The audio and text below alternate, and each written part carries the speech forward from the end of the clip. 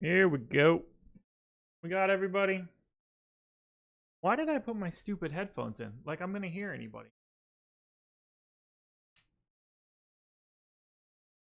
So stupid.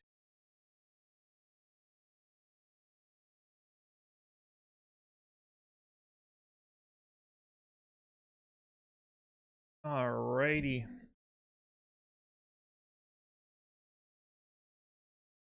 Alright, circling back. Let's see what we've got. I don't know what the difference between I don't know what Freebirds is, so Chipotle, I guess.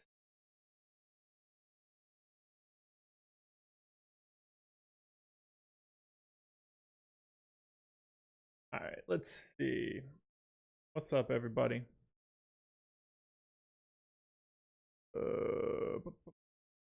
Okay. New season for NBA. So this is Dominic Cubano 25. New NBA season starting, league shift to power pairings. How, if at all, will this shift or impact your projections? How will you decide who to take if salary is not a factor? None of that.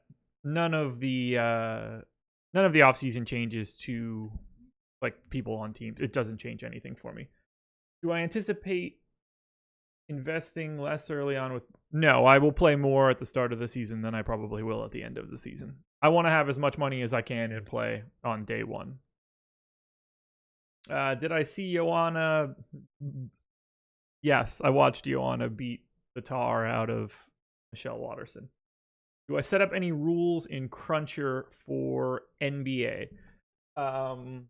Yeah, sometimes. There's mostly just groups for specific player pairings, but it's usually not too much stuff.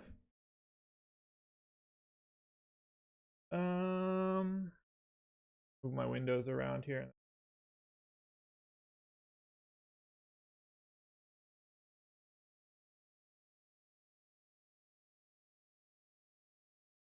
All right, should be good there.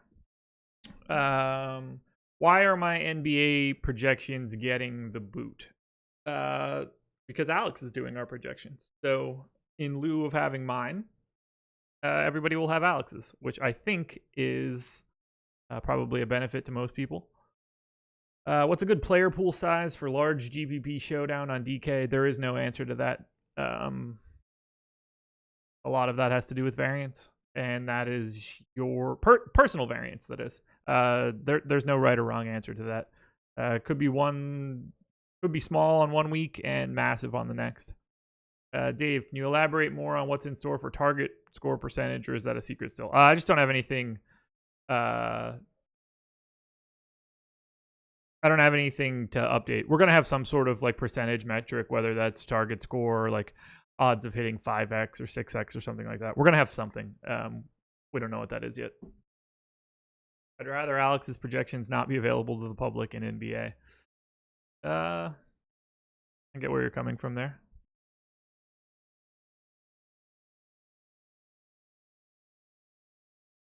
Talk to chat here.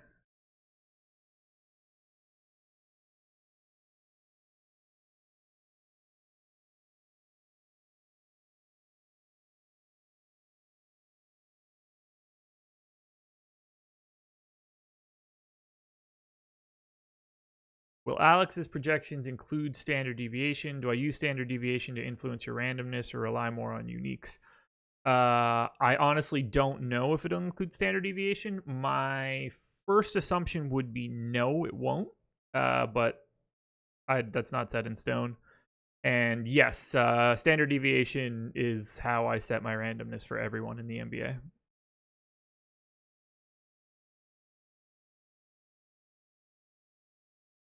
I'm out of water. That's annoying. Well,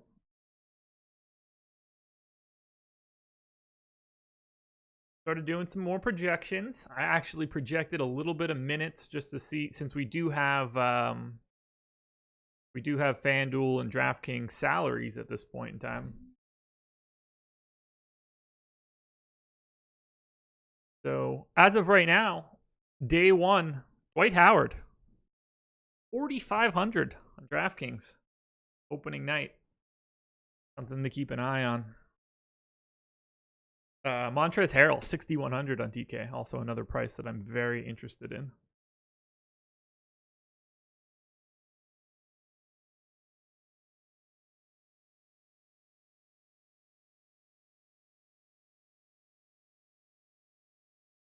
Everything seems to be working as is. So yeah, drop questions in. I'm just gonna do it like I did last week. Slowly updating some of my model.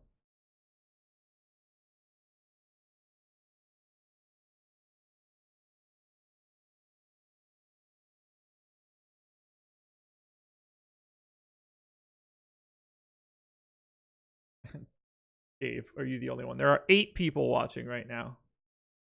Shout out to the 8 people that are watching. During the NBA season, I'll probably do an office hours at some point in time, like at night, so that people can actually tune in. We'll see what day of the week that is. I'll try to do more of them when my wife travels. That'll probably be helpful as well.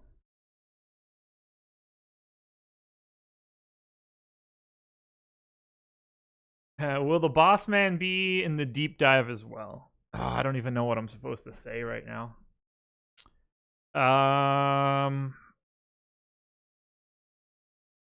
What can I talk?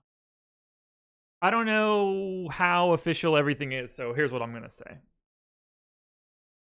You will see Alex periodically on the deeper dive, and premium subs may see Alex a bit more than that. We'll say May. I don't have all the details. I don't know if I'm even supposed to talk about it at all, but Alex will show up on the deeper dive for a small portion of the show, and then you may get him elsewhere. Surprise, surprise.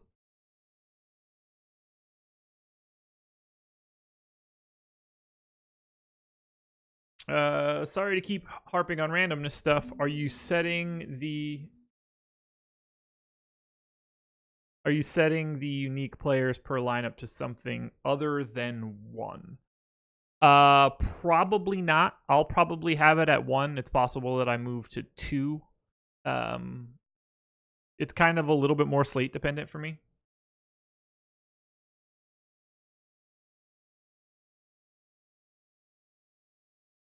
Where do you get your slate info? I can see you're trying to set up your YouTube show page, it looks like. Do you use DK salaries from the slate? Do you already have the whole year schedule in Excel, all the slates? So, yeah, I'm on the schedule page right now. I didn't even try to do that. I grabbed the schedule. This is just what I've always done, so I know that it's consistent, and I have all the formulas set up. I grabbed the schedule from Basketball Reference. I have it in through November for right now, but it's really easy to just drop in here and just fill it out.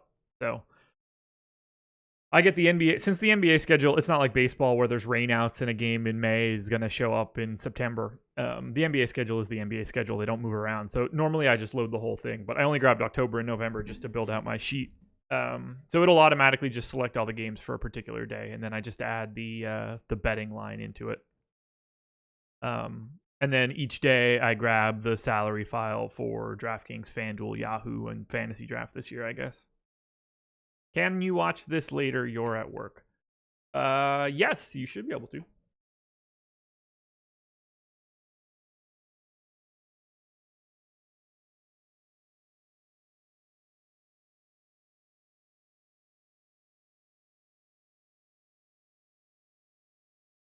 What's the home label and away label to the right? Oh, it's just the date and the team's abbreviation in one cell, so that I can look up information and get just that specific row.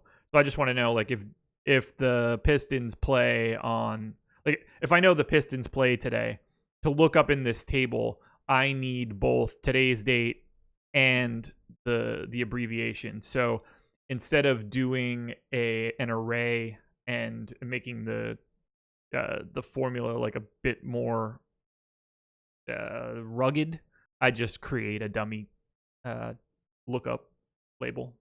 all. Yeah, thanks, EMAC. Ooh, up to 13 now. Look at that. Growing this office hours. It'll get bigger. It'll get bigger. This is new.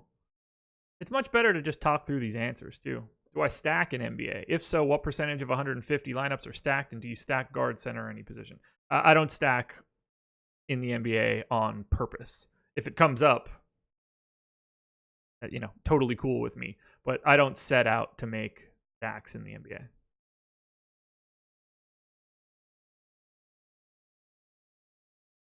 Yeah, much easier than having a stupid long formula. It's way easier to just create helper columns than it is to like nest a bunch of garbage into one big formula. Actually, honestly, those columns might not even be super relevant for anything I've done yet today. That's mostly for that YouTube page that you were referencing before. I think nothing. This shouldn't be. This shouldn't matter.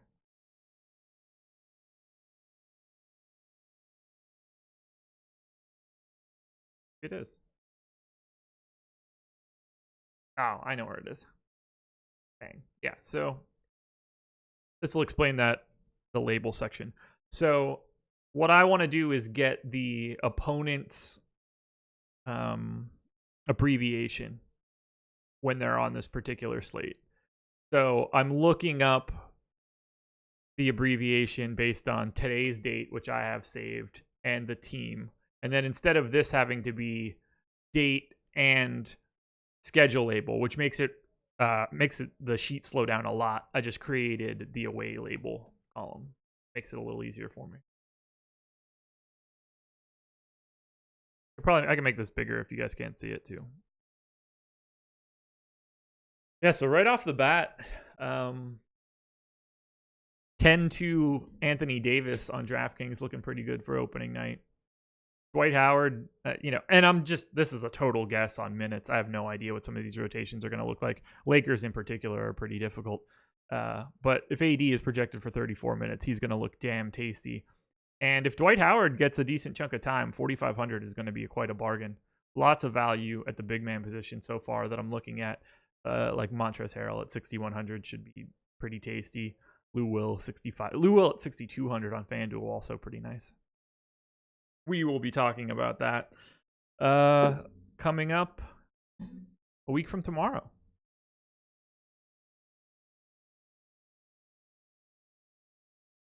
Any thoughts on posting a small premium article or non-free video that go over some of the common rules and groups in FC?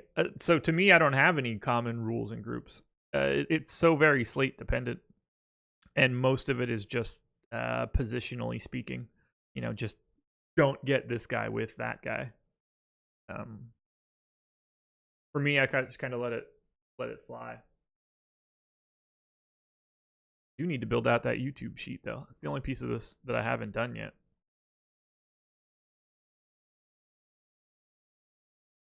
Got all of my rookies and everything added to the table, even updated some things. Make sure that I had everything correct. Highest rate. I don't know if I talked about this in the last one. Highest rated FanDuel player this year on a per possession basis. Coming into the season, it's Giannis. Russ, all the way down now to 6th. He was first for a large stretch, but Giannis, AD, Harden, Embiid, and Jokic are my 5 best per possession guys in FanDuel scoring. And then there's a pretty big drop off from Jokic to Westbrook.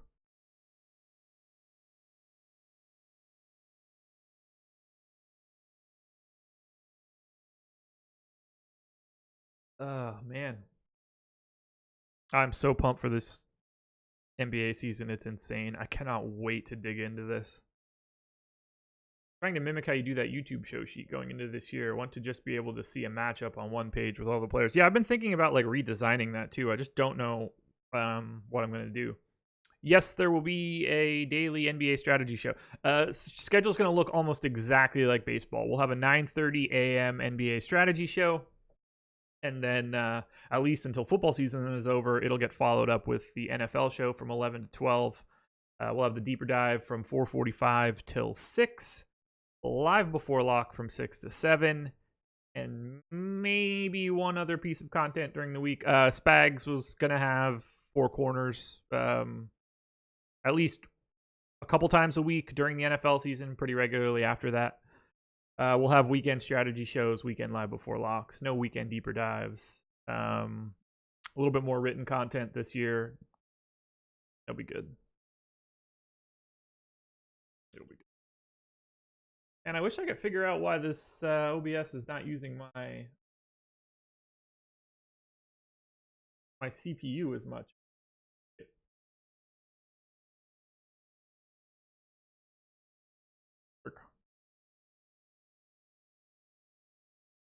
Ownership projections for fantasy draft in Yahoo. To be honest, I don't know.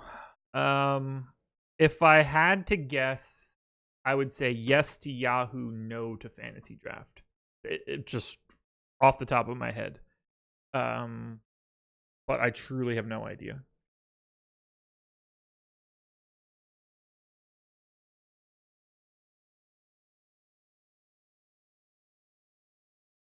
Yeah, I guess now's as good a time as any to build that YouTube sheet.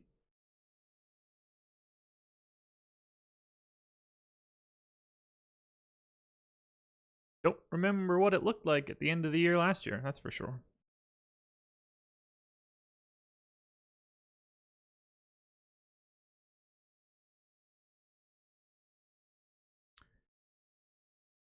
All of that garbage can go away. Pivot table here. So that should be enough.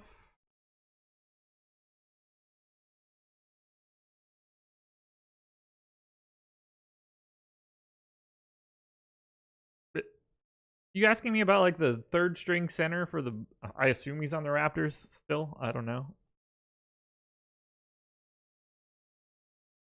Yeah, still on the Raptors. How do I treat him like he's? Well, it's good to know that like there's not that big of a delay. I treat him like he's the guy that's going to play 4 minutes a game for the Raptors. Not well. He's the flat minimum on both sites. I wouldn't even have remembered that he was still in the league. What do I set my minimum team salary for in FC? I never set a minimum team salary.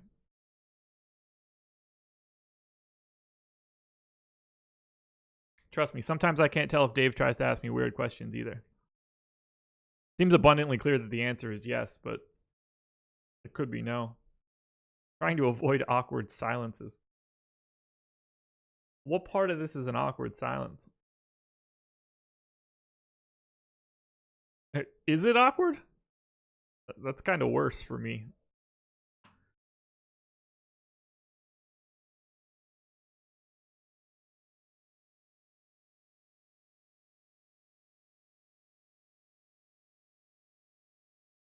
Alrighty, home, away.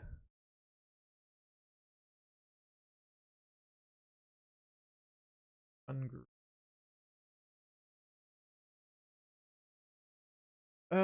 Can I read your question in YouTube chat? I can.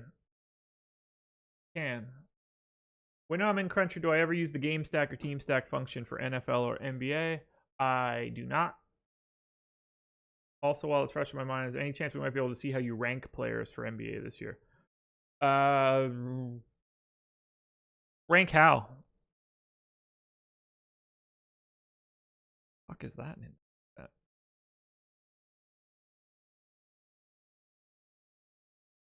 There we go. Perfect. Good to know. Yeah. So, do you mean rank like my projections, or just like in order of preferred ownership? Because I could talk about how the projections come about. I don't mind doing that. I don't really like rank anybody, so it just kind of is what it is when they come out.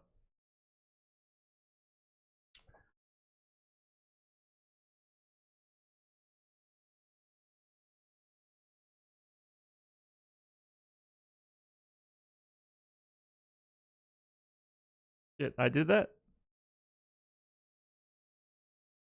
It was probably just percentage of hitting target score. I assume that's what I was talking about last year.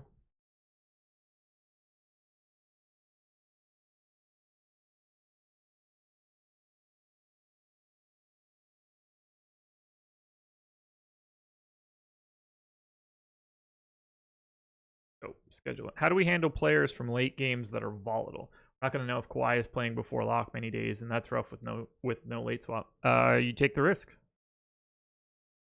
You don't have any other choice. Hope that their ownership is low and you can take advantage of it.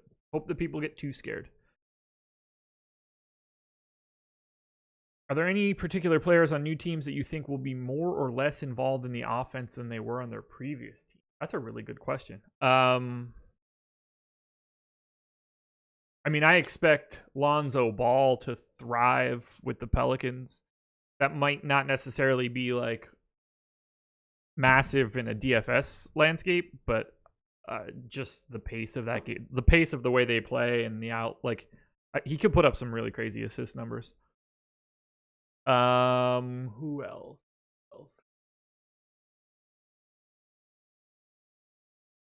I mean, Hassan Whiteside is going to look like probably the best center in basketball from a DFS perspective until Yusuf Nurkic gets back. I think that him in Portland is a really, really good spot, just from the way that they run their defensive schemes. I think that'll be a benefit for him. So I think that if his salary happens to start kind of low in the first couple games, he's a guy that I'm going to look to unload on. I know I'm not the biggest Whiteside fan in the world, but I think this is as good of a spot as he could possibly find in the NBA. Let's see, who else is on new teams? List, I guess. That's probably easier. The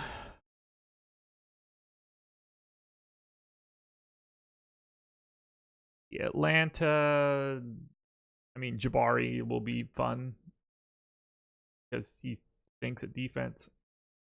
Really anxious to see Gordon Hayward. I know that he's not on a new team or anything, but just another year out from the injury. I assume Kemba looks fantastic in Boston. He's going to get more open looks than he ever has before. I'm sure Kyrie will ruin Brooklyn. I think the Bulls are like sneaky decent.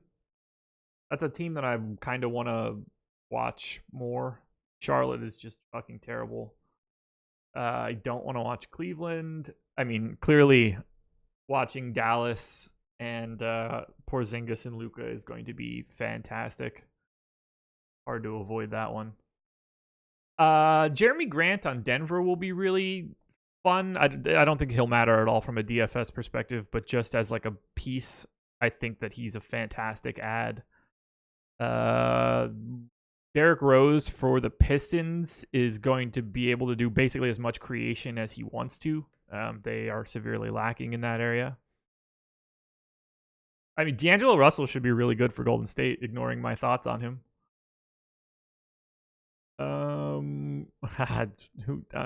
Who knows about Russ? The Pacers are just so boring, but like seeing how Brogdon fits and TJ Warren fits, that'll be good to check out. Lakers, Memphis. I mean, I can't wait to watch Memphis, but not a lot of people are going to be, they're not going to be very good. About Milwaukee, don't care about Minnesota. Well, I'm anxious to watch Minnesota as long as Covington's healthy. I think that changes the team. All of the Pelicans are interesting. All of the Knicks aren't. OKC is not interesting. Orlando. I mean, I want to watch Fultz. Other than that, Orlando's Orlando. I don't have anything for Philly. Don't care about Phoenix. Portland's the same team minus Whiteside. Sacramento's just got too many guys. Their rotation is going to be miserable. I really want to see if DeJounte Murray and Derek White play in the backcourt at all together for the Spurs. They're like fantasy aids, but I really like that backcourt. I mean, the Raptors will be the Raptors. They're gonna beat up on bad teams just because, but not exactly as exciting as they used to be. I assume Mike Conley doesn't skip a beat, and then Washington is just terrible. All right, so that's every team and anybody that I could think of. Thoughts on Zion? He's incredible. Oh, circling back, I skipped a little bit. I guess he used to rank players at the position. Not sure how else to explain it. I'll have some sort of ranking mechanism for them. I assume that I was just looking at like odds of hitting a target score, and I'll have that in a table during the shows. Satoransky in Chicago. Yeah, Chicago in general. Zion's just awesome. How do I think Westbrook and Harden will be able to work together, and how will that affect it from the DFS perspective? I don't think it really affects them all that much. I mean, they're obviously both going to be fantastic on days where they don't, or one of them doesn't play. Westbrook's ceiling is going to be lower, but I would assume his price will follow suit. I don't get the sense that Harden is going to be all that different. Hard to tell right now. How would I rank the sports I cover for DFS content from favorite to pure hatred? Are we talking about the sport or like my DFS coverage for it? Because those are probably two different things. Like, I like soccer more than any other sport, but I'm less interested in soccer content than I am in NBA content. NBA content, hands down, my favorite thing to do across the board, no matter what. If I'm ranking sports, soccer, MMA, NBA, MLB, NFL, dead last, easy. How bad do I think the Wizards will be? Will they be worse than New York? Yeah, they'll probably be worse than the Knicks. Because if anything happens to Bradley Beal, they are without question the worst team in the league. Do I think Murray and Jokic take it up to the next level? I mean, Jokic can't. He's already at the next level. He's incredible. Murray's the one that needs to take the leap, and who the hell knows?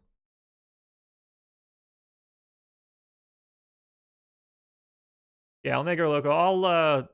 I'll have some sort of ranking mechanism up, and it'll be something that we talk about during the shows. Actually, what do I have in here? What would I have ever been talking about? Yeah, so I would have been ranking them just by target score. That literally just, how often they're going to hit X amount of points. Mostly I don't remember anything that I talked about last year. Baseball season kind of hits you with that Men in Black wand a little bit. It's a little tricky.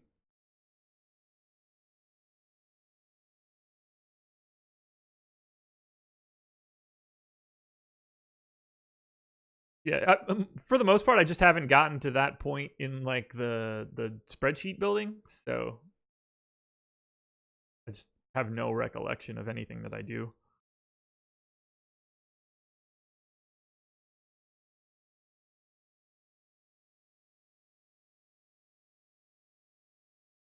Oh, I see what you're saying. Yeah, so I'm gonna. It's something I actually just thought about probably a couple days ago. I realized that I don't present like enough positional stuff in the shows well, so I want to make sure that I have each site and each position set up each day so that we can kind of dig in more. Position matters a little bit more in NBA. What was I doing? NBA model close.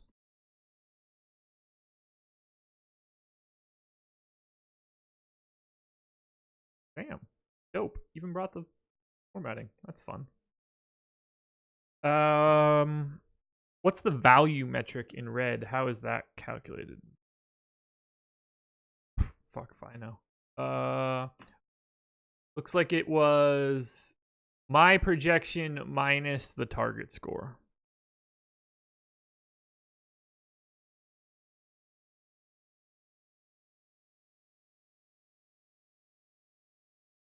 Yes. We can dig into some lineup study too if we want to.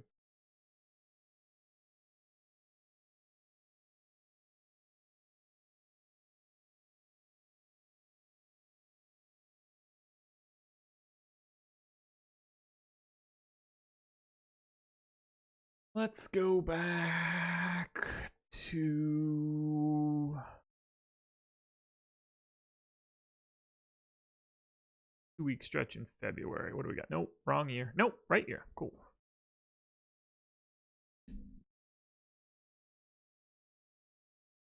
Not gonna work in February. Let's try March.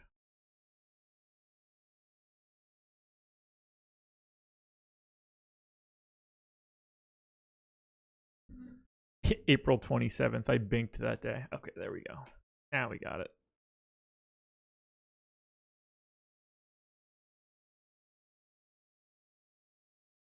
Oh yeah, we could take a look at a bunch of slates. That'll be good.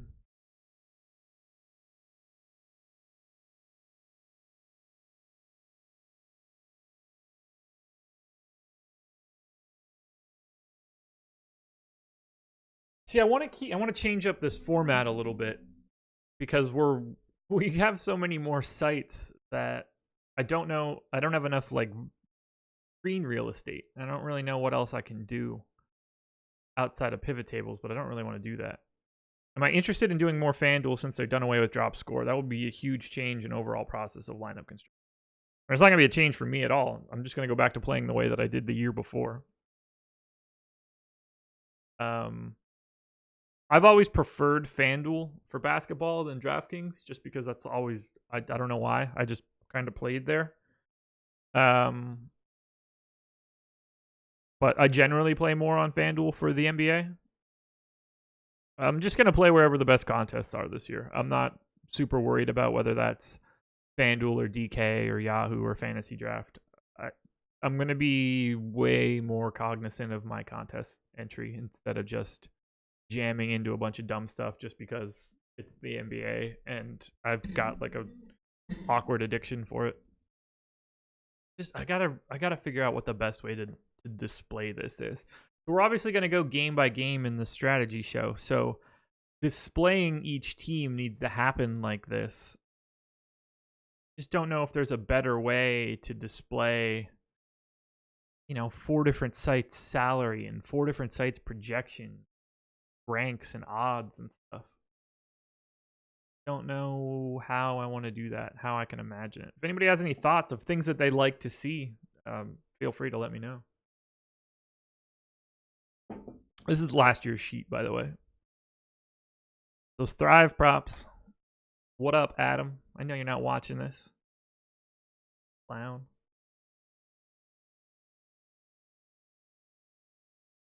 Oh. Bags just posted his NFL video. Go check that out. God, it took a week before I started this. I don't have a BRB screen ready. Okay, so I've got everything in here. I feel like I just have to keep this layout. I don't really know what else I would do.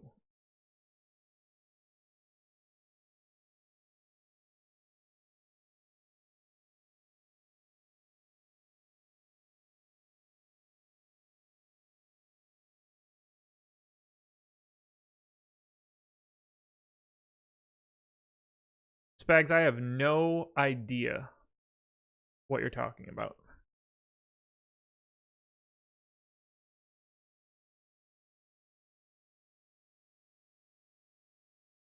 You even have often guys JO on that sheet. That's so in depth. I don't know what that means. So confused. What's the blank? No, it is blank. They are blanks. If you copy the basketball reference schedule page, there's a lot of blank spots here for like additional things that don't show up in the schedule at all. So instead of deleting out those columns, I just leave it how it is so I can just paste it seamlessly. But it's all blank. There's nothing in there.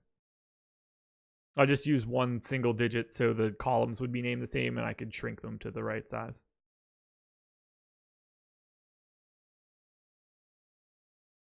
Very easy.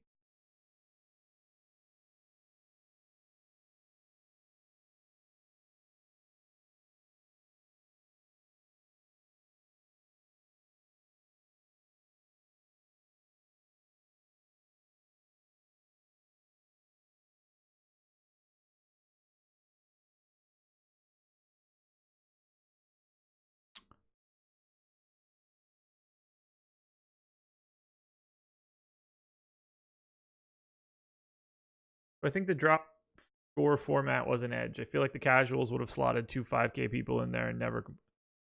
Ah, gotcha, Spags. Gotcha. That's Josh ownership. That's what JO stands for. I think any change in format is an edge to anybody that knows what they're doing. I loved that they made that switch last year because I knew that I would be ahead of everybody in figuring out what I wanted to do. So I welcome weird changes because the more stuff they do like that, the more likely I'm going to be getting to the answer first. I know that sounds like super smarmy and egotistical, but it's absolutely true. The more they do to make the more they do to complicate things, the easier I will have in that DFS sport. Because to me, this is just a math problem and an optimization problem. It has nothing to do with the NBA in general. So the people that have more barriers in proper roster construction are going to fail more often because those things don't have any tie to actual NBA output. All right, so if I wanted to show all of the best, is vertical? No, vertical's not.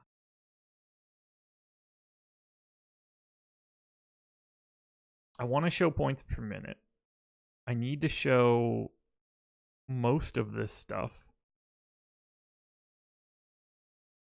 I don't think I have a choice. I think it all just kind of needs to be there. Hyper annoying. Those.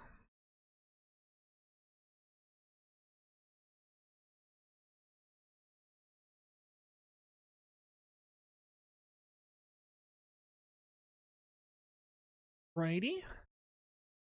Getting there. We're getting there. That column needs to go away. I don't know where in the world I'm going to put fantasy draft, but cross that bridge when we come to it. This what pace? Pace up spot. Pace minus game pace. Can I break this link? Nope. Uh-oh. There we go. This one should break. Oh, this one should be fine. Did I name depth chart differently? Nope, same. All right, cut that out and that out.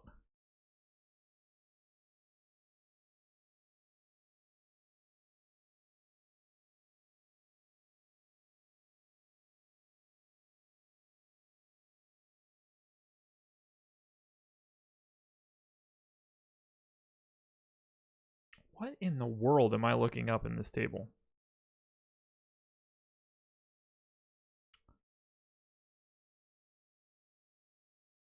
My memory is garbage at remembering this stuff. What is game pace?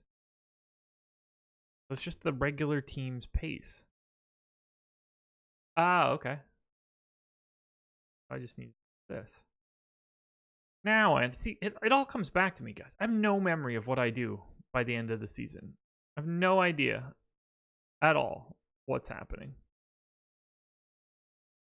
Bam. Okay, so that should still be right. Pace different? That should be a negative number. Oh, Boston's not one of them. So let's change Boston to the Lakers. Boom, got it.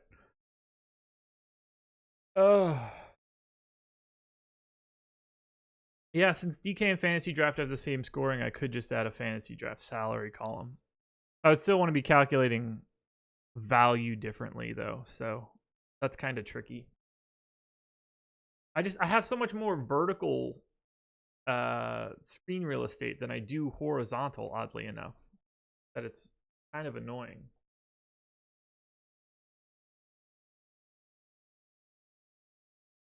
Number and has to be team.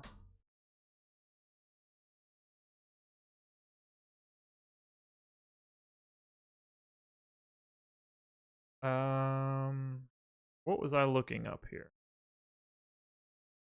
Yeah, we are going to have I know Spags is talking about the content that he'll be doing for this season in Slack. We are going to have way more content than we ever did before. We're just locked and loaded. It's going to be a ton. I'm so pumped for it. Actually, you know what? We should probably take a look at Rewind. Unfortunately, it'll just be DraftKings, but let's check it out. Let's do just main slate.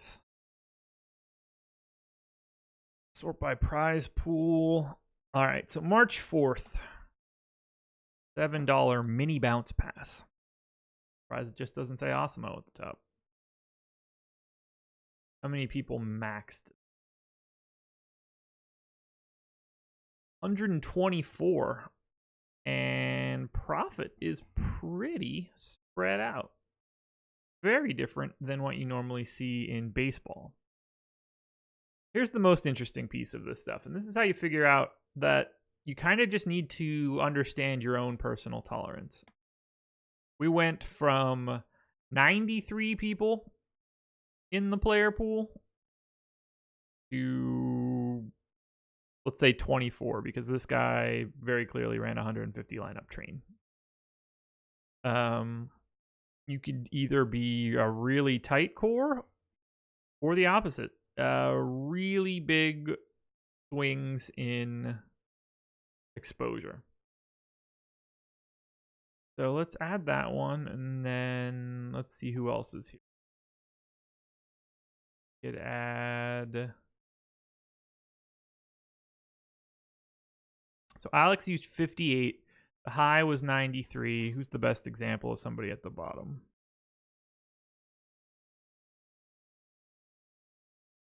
We'll use Giant Squid. 34. 3 different methods of playing.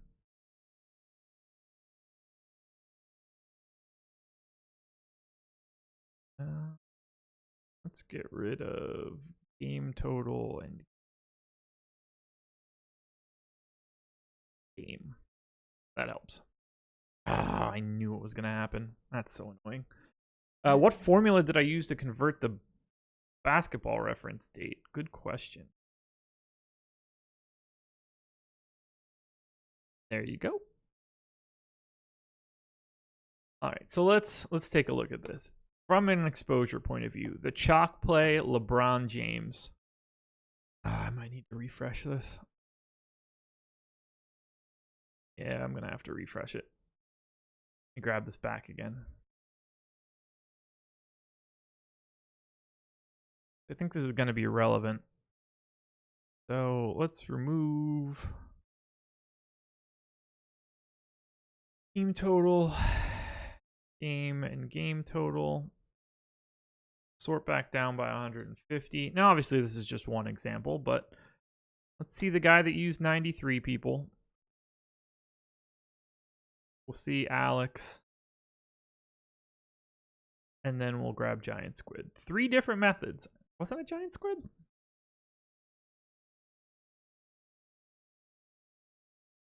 Giant Squid, 34. 3 different methods.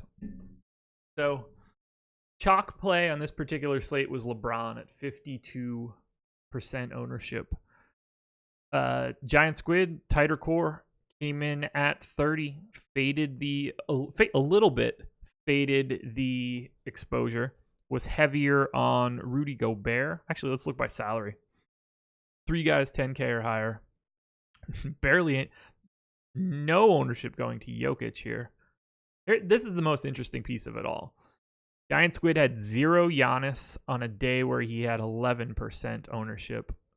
52% exposure for the public going to LeBron. These 2 guys, including Alex, one spot, or, went very heavy. Pretty much everybody avoided Jokic. But you see, the guy that had 93 people in his player pool just has little bits of everybody here. Most exposed guy was LeBron at 70. So it was basically just essentially a lock of LeBron rotating through 92 other players. Not really my favorite strategy. Giant Squid, on the other hand, very tight core. Lot of Gobert, a lot of Rubio, a lot of D'Angelo Russell, but here he's basically saying, I want as many combinations of this small amount of people as I could possibly get to. And I think there's some validity in that. Wow, it's 1:55 already? How have I been talking for 45 minutes? Meanwhile, Alex, 93.3% Alex Len on a 4K day. And he stunk. Assuming I had it too. What was the nuts? Rondo, 5,500. Needed it. Needed it. Yuck. Rondo, 60.5 fantasy points. What a world. What a world.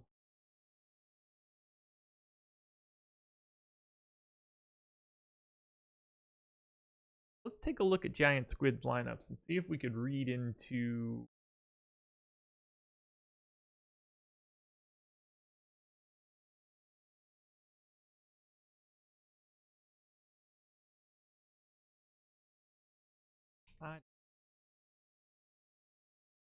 I have you over here, brother. Where you hiding? Giant Squid. So we know he had an absolute ton of Gobert. You can tell Gobert is in every one of his first 25 lineups. So let's see. We're different here. The one, but Healed is here. Powell is the same. 2 uniques. DeRozan. 3 uniques. DeRozan, DeMarre Carroll, Wade, Barnes, Booker, Bembry. Okay. What do we got here? Bogdan, Crowder, Beverly. Yeah, so you can see very clearly here 3 uniques in these first 3 lineups. Rotating around a core of Rondo, Russell, Gobert, Healed, and Dwight Powell. I would imagine Dwight Powell, Rondo, Russell, Gobert. Buddy Hield is interesting. Doesn't have as much, but still 26%. That's still quite a bit. Gallo, Wade, Waiters. You can see these first 4 lineups that he had that finished, 4 in the top 184. 3 uniques and the same 5 guys in all 4 of the lineups with a rotated 3-person core. Something to pay attention to. Let's say, so he had, let's look at Rondo. Rondo, 50 lineups, 44 of them. How many people are in that? Okay, so it gets a little thin at the bottom, but that's a tight core of Rondo, Gobert, Russell, Powell, and that's what you're seeing coming at this top. Like if that hits in any sort of way, you can stick towards the top. But if Rondo doesn't go for 60, this might look like a very different day for old Giant Squid. Something else I think that would be good to look at. Let's filter this down by everybody that I was looking at. So that's going to be Alex, Giant Squid, person name I do not remember, Sebediah 20.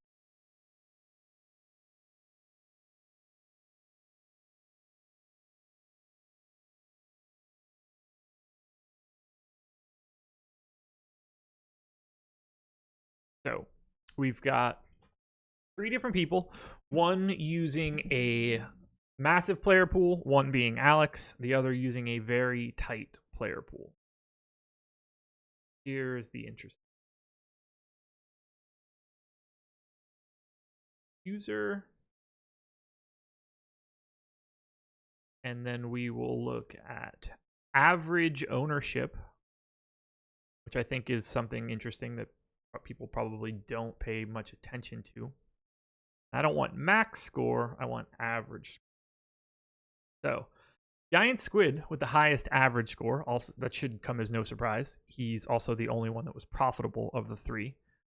The guy, and this is what you'll be able to see. So, Sebediah played 93 or whatever players in the player pool. Also has the lowest average ownership for the entire lineup. And that makes a ton of sense. The more guys you're using, the more, 1%, 2%, 3% owned guys you're getting.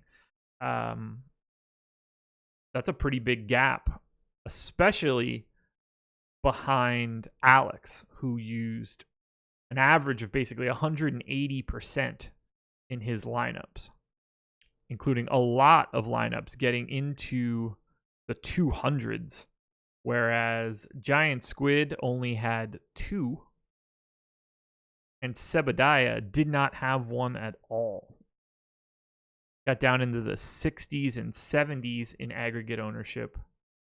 Giant Squid only one into the 70s. Alex did not go below 110. So you can see it's basically the perfect combination of you want to play the guys that are getting owned if you think they should be owned. It's really that simple. I know that sounds ridiculous, but it's part of the reason why you don't need to get too crazy with regards to avoiding something like chalk. I mean, here's the perfect example. Alex's most exposed lineup left $800 of salary on the table. It did not get duped. But, if you've got Wade at 15% and Justice Winslow at 17, Buddy Hield at 19, you're just not going to have that crazy of a lineup.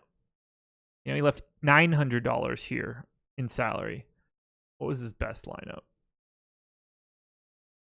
Left $200 here, no dupes. It doesn't take much. 7% owned, 3% owned Luke Cornett at 3,200 is really all you need.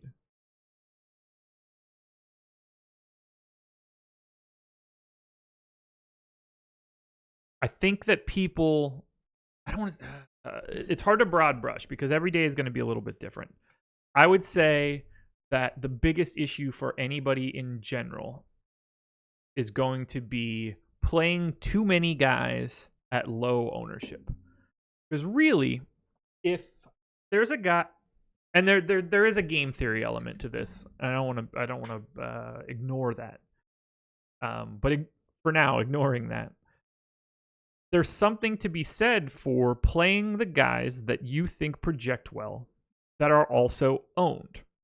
There are individual pivots that you can make for ownership there, but what that's doing is just telling you who the best guys are and differentiating around that. Basically trying to play the low-owned guys that you don't think should be low-owned is the perfect supplement to the guys that are high-owned that you agree with. Plug in your projections, run the crunch. If you get a lot of someone and they are chalky, they should probably be the base of everything that you're doing. If you get a lot of someone and they're not chalky, those are probably going to be the guys that are differentiating each one of your lineups. Those are the guys that you're trying to rotate through with those cores. If you get very little of a guy that is chalky, congratulations, you just figured out your way to be different. If you get very little of someone and they're not owned, you probably shouldn't have them anyway. Is that similar to using implied ownership versus projected ownership as your exposures? It's not even so much about your exposures. It's just about recognizing how your lineup is put together. Sort of, I guess, is probably the better answer. Let's take a look at stacks from these three guys, see if anything was different. So the most common entry in these 450 between Giant Squid, Awesemo, and Sebediah was a 2-2 stack. I would imagine that all of this came about naturally. They all have relatively similar exposures. They all have relatively similar scoring. I don't think there's much to look into from a team stack situation. The smaller the slate, the more valuable having guys from one game is going to be, just because you can get that outlier performance. But the grand scheme of things, it doesn't really matter all that much. You will see that not a ton of 4 gamers, or not a ton of 4 from one team. You're seeing basically 3 as the cap. We had 8 lineups with 4-man, another 8 here with a 4-2, 1 with a 4, 1 with a 5-man, which I would have bet my life very clearly wasn't Alex or Giant Squid. Giant Squid gets the 4-3. Giant Squid gets the 4-2s. Giant Squid and Sebediah get the 4. So, could just be one slate. This is something that people could look into a little bit further if you wanted to dig in more to Rewind. But notice that you did not see Alex with a 4-man stack, or with more than 4. Leads me to believe that we might be, I don't know if Alex is setting his Cruncher settings to 3-mans, or to max 3 from one team, but you can tell pretty quickly that he did not have any 4s. What he had. 46, just 2, with the rest of it being naked. A couple 2-2s, some 3-2s, some 3-3s, but never went above 3 for this particular slate. Always interesting. 7 games. Let's see. I assume that he does it a little bit bigger on some smaller slates, but stacking's tough in the NBA. Very tough. The limited amount of opportunity to go around. The exposure stuff is something that I've been paying attention to a lot, though, lately. I really do like seeing how that aggregate ownership plays out, knowing how much more chalky, so to speak, Alex is in this example than someone like Giant Squid, which I think is interesting. Giant Squid running that tight core, you would think might be able to pick up a little bit more exposure. Worked out in this contest, though. All right, 1 or 2 more minutes, and then let's get out of here. Now 2:07. So if anybody has any final questions in the office hours chat, I know there's only like 5 of you left. Hit me now, otherwise I'm dropping out.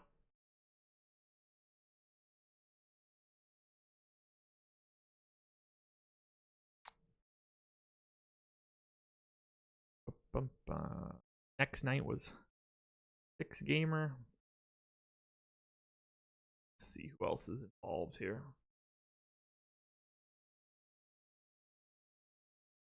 Alex, 53 guys. Also profitable. Let's see. In the mix. And I assume Giant Squid back at the bottom again. Giant Squid. So another tight core. Didn't work out as well for Squid here. Major changes. Ben Simmons, the chalk play on this slate. Giant Squid coming in almost neutral, slightly over. Alex made the stand on Darren Collison. See, Alex has no problem making pretty big stands. Now, granted, this was, a 6-game slate, but Collison, Bogdan, Miles Turner, 3 most exposed guys here. All 3 solid value numbers. Take a look. Get everybody that did 100. This will be the last thing I do for anybody that's still sticking around. This is everybody that ran 150. And their average exposure across their lineups. Highest average exposure. I don't know who SRN828 is. Chess is okay, obviously looking familiar. Glovin, Mr. Good Seats. Where's Alex? There's Brick. John's on. Giant Squid a lot higher in this particular one. Friend of the program, Ramsey. Where's Alex hiding? Alex coming in at 154. right in the middle of the pack on this one. My guess is, without even paying attention, the lower your average exposure, the more likely it is that you are going to have one lineup break free. So this guy, I am starving, had profit. I would guess that's one lineup with a lot, with a big gap at the top. Just guessing, don't know.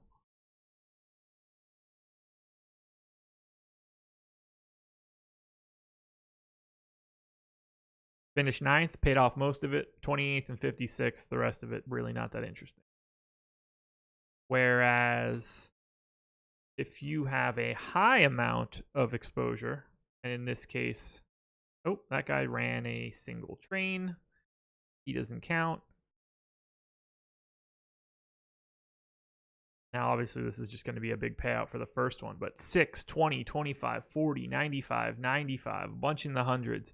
By having that high exposure, you are concentrating your player pool a little bit more, likely, which is going to make your big days bigger and your bad days worse.